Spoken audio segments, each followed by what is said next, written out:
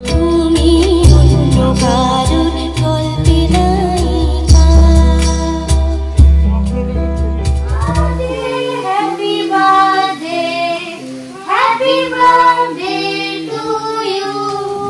Morning everyone, welcome back to the channel Rojnamcha. আজকে হলো 25 March. আজকে রাকেশের বার্থডে। তোমরা হয়তো ভাবছো যে কালকে বার্থডে ছিল, আবার আজকেও বার্থডে। আসল ব্যাপারটা হলো আগেকার দিনের মানুষেরা কিন্তু বাংলা ডেটটা হিসাব করেই বার্থডেটা পালন করে। আর রাকেশের যেহেতু জন্মটা হসপিটালে হয়নি, বাড়িতেই হয়েছে, ওই হওয়ার সাথে সাথেই বার্থ সার্টিফিকেট তৈরি করা, মানে ওইরকম তো ছিল না ব্যাপারটা। আর তখন বাংলা মতেই যেহেতু মানুষ বার্থডেটা সেলিব্রেট করতো, 10ই চৈত্র যেহেতু জন্মেছিল, গতকাল 10ই চৈত্র ছিল, 10ই চৈত্র হিসাবেই ওর মা বার্থডেটা পালন করতো। মানে আগেকার দিনে যেটা হতো, বাংলা মতেই মানুষ বার্থডেটা পালন করতো। কিন্তু ও কিন্তু হয়েছে রাত্রি 12টা 10-এ, মানে 25 মার্চ সেটা পড়ে যাচ্ছে, 24 তারিখ মোটেই হচ্ছে না। দুটো দিনই আমরা বার্থডে হিসেবে ধরি আর কি। গতকাল তো গিফট বার্থডে উইশ করেছি, সমস্তটাই হয়েছে, কিন্তু কেক কাটাটা হয়নি। সেটা একটা কেমন মনে হচ্ছে যে কোথায় যেন খামতি থেকে গেল। পায়েসও যদিও করতে পারিনি টাইমের অভাবে, পায়েসটা করলে একটু মনটা ভালো লাগতো, কিন্তু টাইম পাবো না। তার কারণ আজকে আবার আমার প্রোগ্রাম আছে। আজকে ফুড ফেস্টিভ্যালে বিকেলবেলা প্রোগ্রাম আছে, রাকেশেরও প্রোগ্রাম আছে, আমারও প্রোগ্রাম আছে। যে একটু পায়েস করবো সেই টাইমটা পাবো না। ঝনকের স্কুল আছে, আমার স্কুল আছে, রাকেশেরও অফিস আছে, সকালবেলাও পারবো না, মানে একদম ঘেটে হয়ে আছি। তাই পায়েসটা করতে পারলাম না। আজকে কেক কাটিংটা হবে, আর খাওয়া দাওয়াটা পরের জন্য তোলা থাক। সেই যে 2 ট্রে ডিম নিয়ে এসেছিলাম, ডিমের ভান্ডার ছিল একেবারে বাড়ির মধ্যে। সেই ডিমের ভান্ডারটা এতদিনে শেষ হয়েছে। তবে এবার আর চাকদা থেকে ডিম টেনে নিয়ে আসিনি, পালপাড়া থেকেই কিনে নিয়েছি। এই জন্যই এবারের ডিমগুলো আর লাল না, কেমন একটা সাদাটে সাদাটে রং। লাল কুসুমের ডিম না বলে ট্রের দামটাও নিয়েছে কম। ট্রের দামটা নিয়েছে মাত্র 160 টাকা। আর আগের বার ওই চাকদা থেকে যে লাল কুসুমের ডিমগুলো কিনেছিলাম, ওই ট্রেটার দাম নিয়েছিল 200 টাকা। রাকেশের কাছে তো লাল কুসুম সাদা কুসুম কোনো কিছুই ম্যাটার করে না, তার কারণ ও তো কুসুম খায়ই না, শুধু ডিমের সাদা অংশটাই খায়। আমাদের এখানে রাস্তার কাজ হচ্ছে বলে বাইক নিয়ে যেতে হচ্ছে এদিক ওদিক, গাড়ি নিয়ে তেমন বেরোনো যাচ্ছে না। আর গাড়ি নিয়ে বেরোলে অনেক দূর ঘুরতে হচ্ছে। ওই জন্যই এবার একটা ট্রে ডিম পালপাড়া থেকেই কিনে নিয়েছি। আমরা বড় বলে আমাদের ঝুড়িটা বড়, আর ঝনকবাবু তো ছোট, তাই জন্য ওর ঝুড়িটাও ছোট। এই যে এইগুলো হলো দেশি মুরগির ডিম। এইগুলোর সাপ্লাই তো আমার বাবাই দেয়, মানে ঝনকের দাদু ভাই। চেরি বেরি আর ঝনকের ডিমের সাপ্লাই আর ফলের সাপ্লাই বাবাই দেয়। আর কারণ বাবার মতে রাকেশ আর শুভমদা দেখে বেছে সুন্দরভাবে বাজার করতে পারবে না, ওই জন্যই কিনে দেয়। তাই জন্যই তো আমরা যখন ছোট ছিলাম আমাদেরকেও যেমনভাবে যত্ন নিয়ে খাইয়েছে, এখন নাতি নাতনিদেরকেও সেইভাবেই যত্ন নিয়ে খাওয়াচ্ছে। দেশি মুরগির ডিম না বাজারে সবসময় অ্যাভেলেবেল নয়, ওই জন্য বাবা যখন দেখে পাচ্ছে একবারে বেশি করে কিনে আমাদের হাত দিয়ে পাঠিয়ে দেয়। আর ঝনকবাবু যে ডিম খেতে কতটা পছন্দ করে সে তো তোমরা ভ্লগে দেখেইছো। যখন খাওয়াতে বসি দুপুরবেলা, অন্য সমস্ত দূরে থাক, ডিমটার দিকে ওর আগে নজর পড়ে। খাবলা মেরে 1 খাবলা ডিম তুলে মুখে দিয়ে নেয়। ব্যাস, সমস্ত ডিম আমি গুছিয়ে ফেলেছি। এটা খুব কেয়ারফুলি করতে হয়, যদি একটু তাড়াহুড়ো করি একটার সাথে একটা ঠোকা লেগে ফেটে যাবে। ওই জন্য সকাল সকাল একটু টাইম হাতে নিয়ে ডিমগুলো গুছিয়ে নিয়েছি। তোমাদেরকে তো বললাম সন্ধেবেলা আমার প্রোগ্রাম আছে, আর প্রোগ্রামে তো যেমন তেমন পরে চলে গেলে চলবে না। ওই জন্য সকাল সকাল এসে গেছি এবার জুয়েলারিগুলো বাছতে। কী কী জুয়েলারি পরবো সেটা ভাবছি।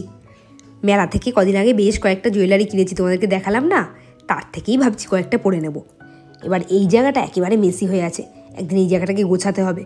আজকে আর গোছানোর সময় নেই, আজকে এখান থেকেই টেনে টুনে যা পারি করে বের করে ফেলি। অনেকক্ষণ খোঁজাখুঁজির পর শেষ পর্যন্ত খুঁজতে সক্ষম হয়েছি।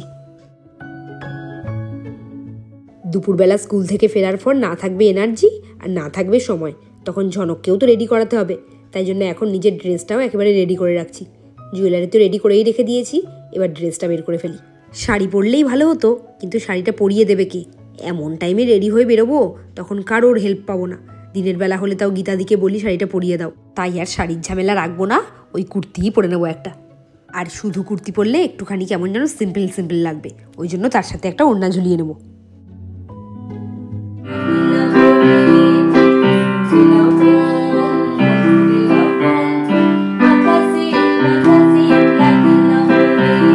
শেষবারের মতো একবার গানটা প্র্যাকটিস করে নিচ্ছি, যদিও দেরি হয়ে গেছে, 9টা বেজে গেছে, তাও একবার প্র্যাকটিস করে নিচ্ছি। আর আমি গান করতে বসলে ঝনক যেখানে থাকুক না কেন ছুটে এসে শুরু করে দেবে নাচ।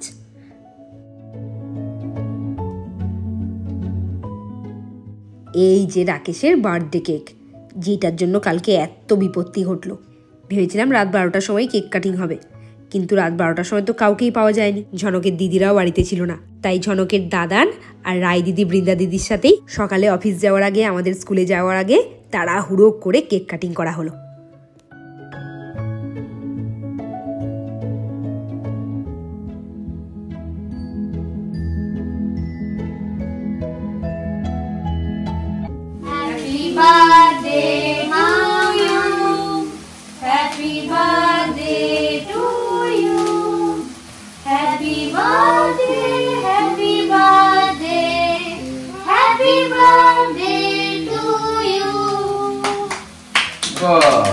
সবাই একসাথে হই হই করে কেক কাটিং কমপ্লিট হয়ে গেল। ঝনকের রায় দিদি কিন্তু আবার মামানের জন্য নিজের হাতে একটা কার্ড বানিয়ে নিয়ে এসেছিল। কেক কাটিং পর্বের পর শুরু হলো কেক খাওয়া খাওয়ির পর্ব।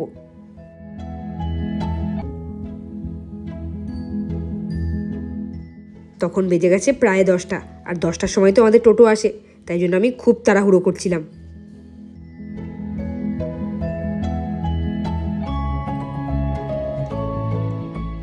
কি হ্যাংলা দেখো, যতটা দিল পুরোটা একবারে খেয়ে নিল। নতুন বাইক কিনে আজকে নতুন বাইক নিয়ে অফিস যাচ্ছে, নতুন জামা পরে নতুন বাইক নিয়ে। ভালোই আসো। বাহ, তোমার স্বামীর জন্মদিন, তোমার স্বামী হচ্ছে তোমার বাইকটা একটু ভালো করে দেখিয়ে রাজপুত্র, রাজা। সরো সরো সরো, হ্যাঁ হ্যাঁ রাজপুত্র, দেখি সরো সরো। তোমার তো মান সম্মানটা কোথায় যাবে? এই যে ঝকঝকে বাইক যেন ঝকঝকেই থাকে, এসে পরিষ্কার করে রেখো। চললাম, এর জন্য নিয়ে এসেছি ওখান থেকে বাঁচিয়ে কেক এনে। কালকে হ্যাংলামি করেছিল, এটা কেক নিয়ে এসেছি। শুধু কেক না, তার সাথে এটা এটা কি, এটা বাবা বানিয়েছে। যা হয়েছে না, দারুণ হয়েছে, আমাকেও দিয়েছে।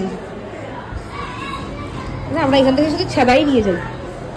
কেকটা খেয়ে বলিস দারুণ, কেকটা খেতে হেভি। অরেঞ্জ ফ্লেভার কেকটা আমি খাইনি, দারুণ খেতে, দারুণ। আর মালটাটা ছিল, মালটাটা ফেলে দিয়েছি ওর থেকে। তোমরা কতটা বুঝতে পারছো জানি না, মানে এরকম এক্সপিরিয়েন্স আমার কোনোদিনও হয়নি। অনেকক্ষণ পর তোমাদের সাথে আমার কথা বলছি, গানের প্রোগ্রাম আছে, আর গলাটার আমার যা অবস্থা, আমি কথাই বলতে পারছি না, এরকম অবস্থা। হঠাৎ করে ঠান্ডা লেগেছিল আমার, কিন্তু মারাত্মক অবস্থাটা এরকম হয়নি। গলাটা এমন বসে আছে, মানে পারছি না কথা বলতে, গান করা তো দূরে থাক। করে যে গিয়ে গান করবো বুঝে উঠতে পারছি না, বাধ্য হয়ে এখন 5:15 বেজে গেছে, এক্ষুনি মানে রেডি হতে হবে। তার আগে একটু চা করি, দেখি আদা চা খেয়ে যদি গলাটা একটু ঠিক হয়। চাটা বসিয়েছিলাম তেমন কিছু ভেবে না, কিন্তু এই চাটা যে এরকম ম্যাজিকের মতো কাজ করবে ভাবতেও পারিনি। আমার গলাটা এমন অবস্থা ছিল না, মনে হচ্ছিল যেন গলায় ব্যাঙ ঢুকে গলাটাকে আটকে রেখেছে, শটটা বেরোতে দিচ্ছে না। চাটা খাওয়ার পর একটু রিলিফ পেলাম।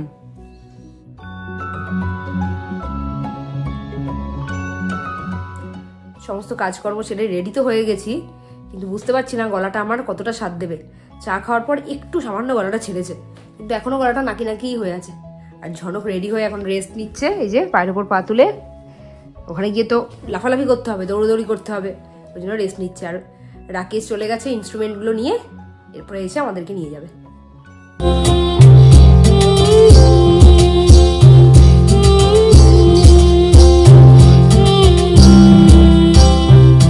আমি শুনেছি সেদিন নাকি তুমি তুমি তুমি কথা কথা তুলেছিলে, কেন শুধু ছুটে ছুটে যাই, যদি ভালোবাসা নাই থাকে, শুধু একা একা লাগে, কোথায় শান্তি পাবো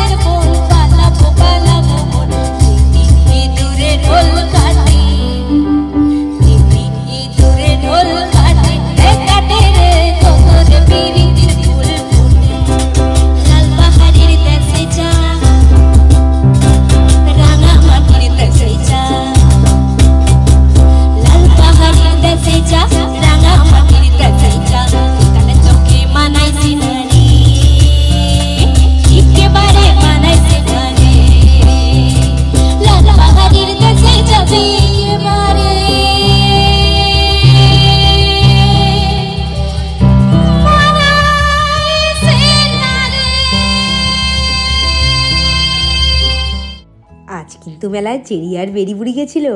এই দেখো কাদের সাথে তোমাদের দেখা করাচ্ছি। ঝনক এদিকে চেরি, বেরি, মোমো, মিমি আর মাম্মামকে পেয়ে একেবারে আনন্দে বিগলিত হয়ে গেছে। চেরি বেরির বয়স কিন্তু মাত্র 1 বছর, আর দুটোকে দেখো কেমন নির্দ্বিধায় একেবারে দোলনাতে বসে পড়েছে। কোনো ভয় ডর বলে কিচ্ছু নেই। অবাক হয়ে গেছে একেবারে দেখে।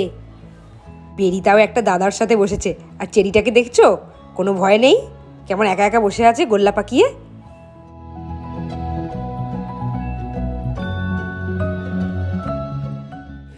এই যে উনি হলেন আমার শ্বশুরমশাই, আর বেরিকে দেখো আজকে চেনা অচেনা কোনো দরকার নেই জানার, সবার কোলেই যাচ্ছে। চেরি কিন্তু এতদিন আমার কোলেও আসতো না, ওদের বাড়িতে গিয়ে সেদিন থেকেছি না, বেশ চিনেছে আমাকে, এক ডাকেই চলে এসেছে আমার কোলে। বেরি সোনা কিন্তু সবার কোলে যায়। ওই দেখো মিমো একবার ডেকেছে, চলে গেছে মিমোর কোলে এবার। আর ঝনকটার কথা তোমাদেরকে কি বলবো, মোমো গেছে মকটেল কাউন্টারে, ও চলে গেছে ওই দেখো ভিড়ের মধ্যে ঠিক দাঁড়িয়ে আছে মোমোর পাশে। মোমো মিমিরা চলে যাওয়ার পর প্রত্যেক দিনকার মতো ঝনক তো শুরু করলো চিৎকার কান্না, সে কিছুতেই আমরা থামাতে পারি না। ঠিক তখনই ভগবানের দূতের মতো এলো ঝনকের বাইক আঙ্কেল। ওই দেখো ঝনক বাইক আঙ্কেলকে দেখে সমস্ত কিছু ভুলে গেছে। আমাদের কিন্তু খুব সুবিধা হয়েছে এতে, না হলে তখনই ওকে নিয়ে বাড়ি চলে আসতে বাধ্য হতাম। ঝনক আজকে কিছু মজা করেছে, এইটাতে আজকে ঝনক 3 বার উঠেছে। মেলাতে এলে আগে শুধু নাগরদোল্লা চড়তো, আর এখন নাগরদোল্লার দিকে অতটা ফিরেও তাকায় না। এটাই হয়েছে ওর এখন মেলার মেইন অ্যাট্রাকশন। আজকে তোমাদেরকে একটু ফটকের সাথে পরিচয় করাই। এবার তোমার দায়িত্ব। আমার দায়িত্ব? কি দায়িত্ব? এই মেলা থেকে একটা বউ জোগাড় করে দেওয়ার। ওরে বাবা, এমনটা কেউ নেই যে তোকে বিয়ে করবে। কেউ নেই? কেউ নেই। এবার একটু দেখো তো কেউ আছে নাকি, হাত তুলতে বলো তো। আচ্ছা, ফটকে আগের দিনও বলেছিল, আজকেও বলছে, কেউ আছো নাকি ফটকে বিয়ে করার মতো? কেউ আছে? কেউ নেই। দেখেছিস কেউ হাত তুলছে না। ওই তো একজন দিদি হাত তুলেছে, ওই দেখো, ওই দেখো। কোথায়? ওই যে লাল ড্রেস পরা, লাল টুপি পরা, একটা বাচ্চা কোলে নিয়ে লালটু বৌদি। কে? আচ্ছা উনি। আগের দিন ফুড ফেস্টিভ্যালে এসে খেয়েছিলাম তো কি হয়েছে, আজকে তো খেতে হবে, না হলে মান থাকবে। আজকে নিয়েছিলাম চিকেন স্পেশাল পিৎজা, কি টেস্ট, আর তার সাথে নিয়েছিলাম মালাই কাবাব, সেইটারও টেস্ট দারুণ।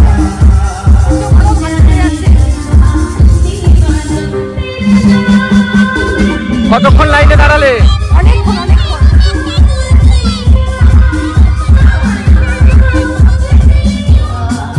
কেমন দারুণ। আমার শ্বশুরমশাই গান খুব ভালোবাসেন, উনি গানও করেন খুব ভালো। আজকে আমার গান শুনতে উনি এসেছিলেন। গান কতটা ভালো লেগেছে সেটা বলতে পারবো না, কিন্তু পিৎজা আর মালাই কাবাবটা দারুণ ছিল। ঝনক এবার 3rd টাইম উঠেছে এটাতে, আর কেমন ঘুমের ভান করছে দেখেছো? কেউ নেই, সবাই চলে গেছে, ওই শেষ একমাত্র একা।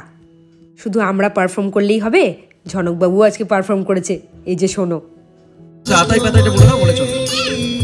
আটাই পাটাই দুইটি ওড়ো দেখতে না মাথুরা ডাক্তারে উঠতে দিয়ে পিছে করে হাঁটি করো। খুব সুন্দর হয়েছে, চলো আমরা আস্তে আস্তে করে চলি এবার। বাড়ি যাওয়ার সময় ওর অবস্থাটা দেখো, এটার তখন হাওয়া বের করে দিচ্ছে, নিচু হয়ে গেছে, তাও ওর শখ মেটেনি। এই সবে বাড়ি ঢুকলাম, ক্ল্যাপ বক্স, তারপরে কিবোর্ড, এই সমস্ত কিছু আমরা বাইকে নিয়ে, রাকেশের একটা বড় ধাউচ ব্যাগও ছিল, আর ঝনককে সমস্ত কিছু নিয়ে একটা বাইকে আমরা একবারে ফিরেছি। তাহলে বুঝতেই পারছো কি সিচুয়েশনে ফিরেছি। আজকে আর বেশি কথা বাড়াবো না, আজকের মতো ব্লগটা এখানেই শেষ করে দিলাম। একেবারে এখনো হাঁপাচ্ছি, মানে সবাই নিচ থেকে উঠলাম। আর কালকের ব্লগে দেখা হবে। Tata, good night.